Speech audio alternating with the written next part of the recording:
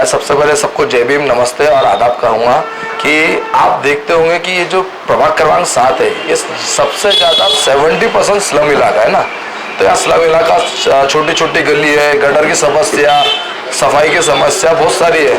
और मैंने आपको कहा था कि मैं एक यूथ होने के नाते, जो आपने कहा कि अभी युवा को चेहरा दिया, तो यूथ होने के नाते मेरा सबसे पहले प्राथमिक कार्य रहेगा कि भैया महानगर पालिका की जो बंद पड़ी स्कूल है उसको चालू कराना है, वो भी इंग्लिश मीडियम में। दूसरा जो खेल मैदान है, जो खेल मैदान को जो खस्ताल कर दिए, जो गवर्नमेंट, जैसे आपने देखा होगा आसीनगर के ग्राउंड के बाजू में सलीम स्पोर्टिंग ग्राउंड करके, उसमें इतना कचरा और इतने कहते महानगर पालिका ने कुछ अतिक्रमण कर दिया है उस पर। तो आज आप लोगों को ये बताने के लिए मुझे खुशी होगी कि मैं जीत कर आया हूँ, तो उसके दूसरे दिन से ही मैं कहते हैं समाज की सेवा यानी प्रभाग में जनता की सेवा करने के लिए उतर गया हूँ। तो सबसे पहले ग्राउंड हमने समता नगर का ग्राउंड साफ करवाया, यानी जो वहाँ पर कचरा है, जो डंपिंग यार्ड बनाया था उसको साफ कराया। और आज की मुहिम थी आसी नगर ग्राउंड को साफ कराने की। तो आसी नगर ग्राउंड और फिर इंदौरा ग्राउंड, फिर कहते नवानाका ग्राउंड, तो ऐसे सभी ग्राउंडों को साफ करवाना है। वहाँ पे अच्छी लाइट की व्यवस्था करना है कि वहाँ बच्चे खेल सके, क्योंकि क्या होता है कि लाइट नहीं है, ग्राउंड व्यवस्थित नहीं है, लोगों को कचरा गिर जाएगा, लोग बच्चे गिरेंगे तो उनको नुकसान हो सकता है। तो मेरा सबसे पहले ग्राउंडों को साफ कराना है। एक तो स्कूल की बात बताया कि महानगर पालिका स्कूल चालू कराना है।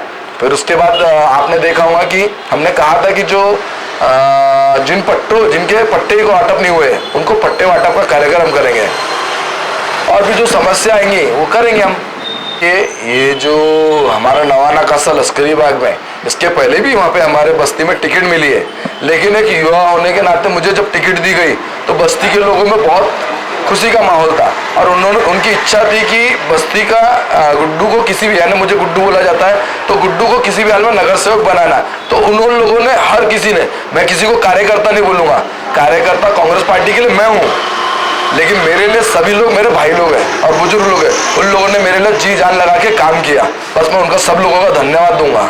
इसलिए उम्मीद जो बोलते हैं ना, उम्मीद भी बहुत ज्यादा आप ही से है, क्योंकि कार्यकर्ता हो, आपके दोस्त हो, आपके भाई हो, इन्होंने भी एक तरीके से आपके सपोर्ट में जी जान लगा के दिन भर हम देखते थे, कैंपेन चलता था आपका। अभी यहाँ से आप एनएमसी में जाओगे तो एनएमसी का जो आपका फर्स्ट एक्सपीरियंस रहेगा, तो आपकी क्या उम्मीद है या आप क्या सोचते हो कि जाने के बाद, या किस तरीके से आप कांग्रेस पार्टी को भी रिप्रेजेंट करोगे? एक से आपके साथ अनुभवी नगर सेवक भी होंगे, कुछ नए नगर सेवक भी आपके साथ होंगे, तो ये बॉन्डिंग कैसे रहेगी, इसके ऊपर समझाना। देखो, एक अनुभवी नगर सेवक तो है, लेकिन जो उत्तर नागपुर में आपने देखा हुआ है कि विकास की गंगा बहाने वाले डॉक्टर नितिन राव साहब जो है, जो पालक मंत्री, 2 बार टर्म पालक मंत्री रहे और कई बड़े बड़े मंत्रालय में उन्होंने 5 बार संभाला है और उनको विकास पुरुष के नाम से जाना जाता है। तो उनके साथ हमने 20 साल काम किया है, तो हमें कोई परेशानी होने वाली नहीं है काम करवाने में। और उनका हर समय हमारे को मार्गदर्शन रहेगा, जिसमें हम अच्छे सवाल, जो किसी नगर सेवक बनने का हाउस में किसी ने एक क्वेश्चन भी नहीं किया होगा, ऐसे क्वेश्चन उठाएंगे कि तब महानगर पालिका के सदन को हिला के रखेंगे। नहीं, बिल्कुल उम्मीद है, इसलिए भी आपसे जाना है। और एक सवाल था जहन में कि हम देखते हैं कि एक तरफ नागपुर का विकास बहुत तेजी से हो रहा है, ऐसे शब्दों में तो है, लेकिन ग्राउंड पे कितना ये क्वेश्चनेबल है। लेकिन आपसे उम्मीद है इसलिए भी ज़्यादा है क्योंकि कहीं ना कहीं उत्तर नागपुर और पश्चिम नागपुर में भेदभाव की भूमिका हमें हमेशा देखने को मिलती थी। तो उसको आप अभी आने वाले एनएमसी के जो भी अधिवेशन होंगे या जो भी बैठक के सत्र होंगी, उसमें आपकी भूमिका इन दोनों को देख के कैसे रहेगी?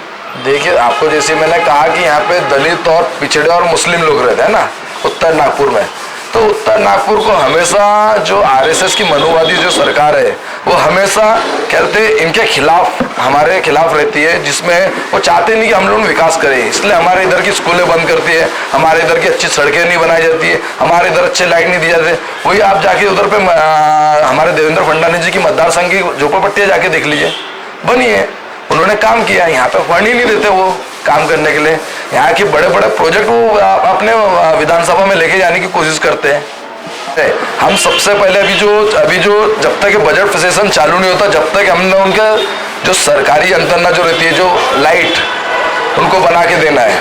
सफाई उनको करके देना, क्योंकि सफाई कर्मचारी अपने पास, गटर की जो समस्या उसकी समस्या है, जो साफ सफाई और जो मेंटेनेंस के जो काम होते हैं, जो प्रशासन के तरफ से कहते हैं उनकी यंत्रणा लगी है, उसको सिर्फ हमको मैनेज करके काम कराना, क्योंकि वो अलाली की भूमिका निभाती थी, है ना, कि जो प्रशासन नहीं है, नगर सेवक ध्यान नहीं दे रहा, नगर सेवक उनसे पैसे ले रहा है, जैसे 100 कहते कार्यकर्ता है, सफाई कर्मचारी है, लेकिन फील्ड पे 50 कर्मचारी काम कर रहे हैं, और 50 कर्मचारी के पैसे तू ठीक है 10 कर्मचारी के पैसे मैं रख लेता हूँ, मुझे उससे कोई मतलब नहीं, मुझे पूरे 50 के 100 कर्मचारी फील्ड पे चाहिए।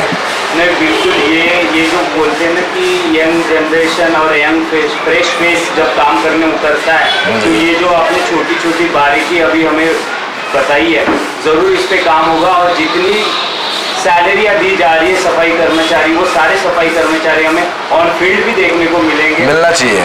और आपको एक बार बहुत बहुत फिर से बधाई हो, और जो फ्रेश फेस हम देख रहे हैं इस वार्ड में, ऐसा ही हमें ये वार्ड भी देखने को मिलेगा, ऐसी आपसे उम्मीद है। नमस्ते, congratulation once again, thank you so much.